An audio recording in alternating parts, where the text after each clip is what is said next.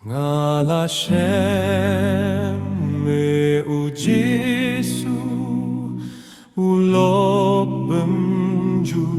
killa habdeng ki jingkutlad ukloi ban rap yanga ha ulum kalbari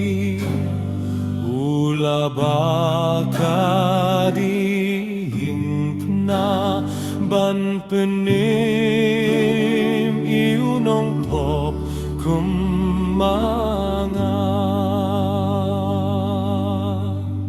O kajing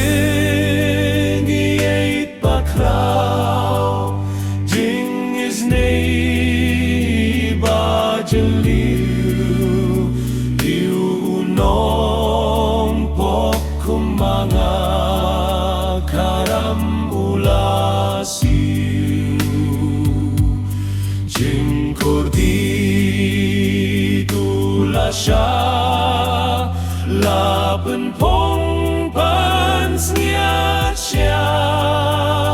kapok jong kapertai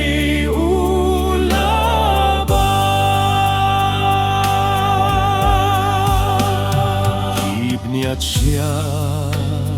hakakli jing shitom ulasha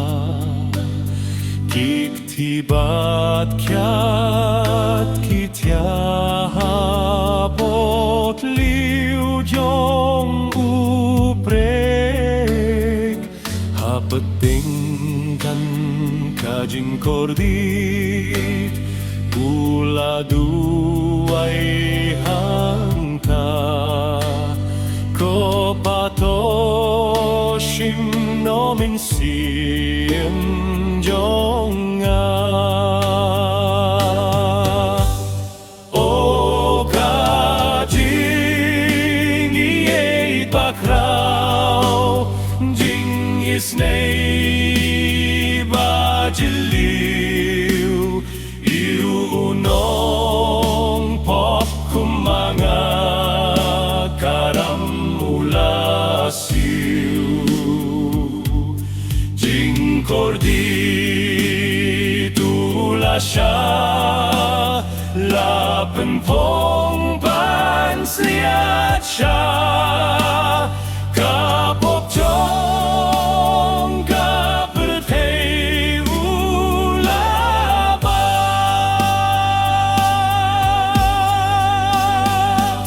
Kajing say kaladum ka pertei ka kenyu la pendep pula pemetahanta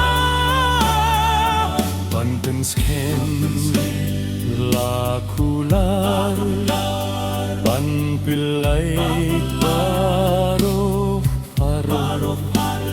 halor jing na uba jing jare O kajeng ieit bakau jing is nei bajiliu unong pok kumanga